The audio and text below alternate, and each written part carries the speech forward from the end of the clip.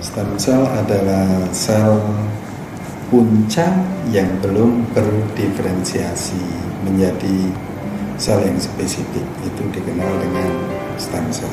Sel ini akan bisa berkembang menjadi berbagai macam sel tergantung dari lingkungan mikro yang ada.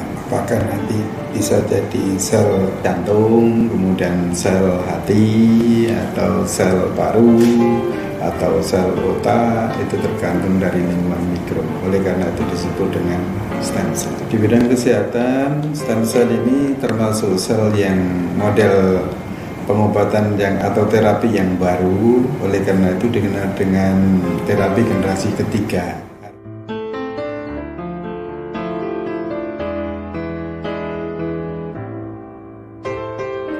Harapannya adalah untuk penyakit degeneratif yang bisa digunakan untuk memperbaiki sel yang jejas, ya, atau yang jaringan rusak, atau organ yang rusak, atau karena penuaan juga bisa menggunakan stem cell. Seperti saya sendiri kan juga menggunakan 3 kali stem cell itu. Teman-teman yang lain juga sekarang banyak, karena stem cell tidak hanya untuk terapi penyakit degeneratif tetapi juga untuk healthy.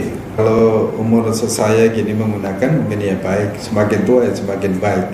Itulah pentingnya stem cell untuk merepair atau meregenerasi sel-sel yang tua itu, diganti oleh stem cell yang kita berikan itu.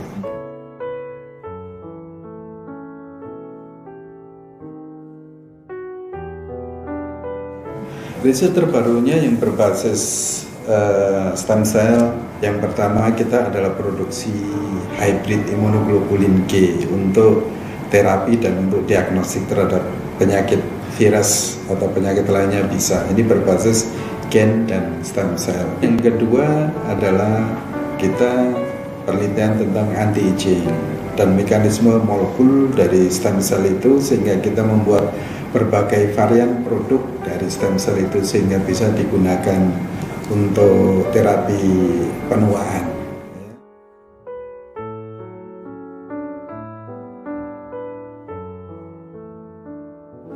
Demam berdarah, penyakit ini berbagai fase bisa digunakan itu, karena penyakit-penyakit yang tidak ada obatnya itu kita buat imunoglobulin saja. Nah, karena apa? Imunoglobulin ini yang menangkapi virus-virus ditangkapi oleh imunoglobulin seperti key and lock itu, jadi kunci dan gembok itu kan. Sehingga virus kalau diikat maka tidak bisa menginfeksi sel. Nah, akhirnya di fagositosis oleh makrofag maka sudah tereliminir. Jadi selain DP nanti bisa dikembangkan misalnya HIV, misalnya herpes, kemudian penyakit-penyakit hepatitis, bisa dikembangkan.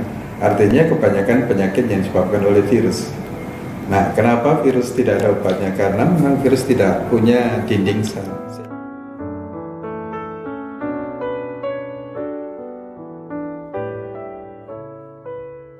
Setelah ini kita akan mengembangkan ke level nano sebagai mediator terapi.